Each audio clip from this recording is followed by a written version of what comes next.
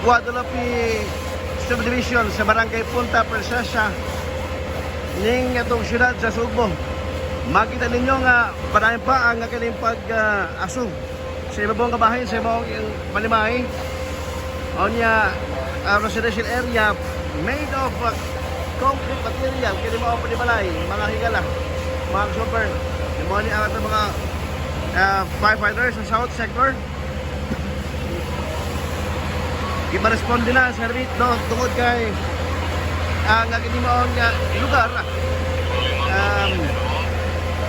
sunod ning bahin ato ba nga sa 6 to kato nasunod sa bilabay nga adlaw o bilabay nga semana mga higala mga super so mo ni situation country sa kaning maong Panimahi no nga makita ninyo ang grabe ang aso nasulod ka Panimalay mga kasoper kadlawng dago karong adlaw nga Biyernes ito muna sa mga parang ato mga firefighters south sector o south portion sa Cebu City mo'y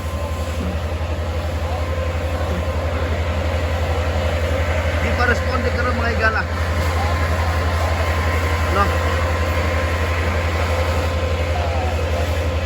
Sa atong YouTube, Benji Talisik, ayaw mo ka mo kalibot sa pag-follow kadunay mga kasuper, no? Benji Talisik, YouTube na to, mga balita o mga entertainment, ganyan makita o ba tatanaw, mga kaset, mga kasuper.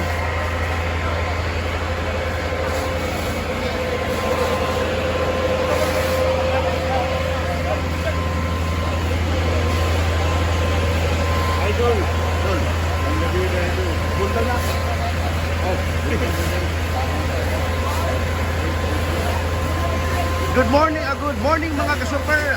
Biyernes karong adlaw, kadlawon alas 3 kabina. Oras na pasado na sa kadlawon. Gitubag karon nga sunog diri sa may Guadalupe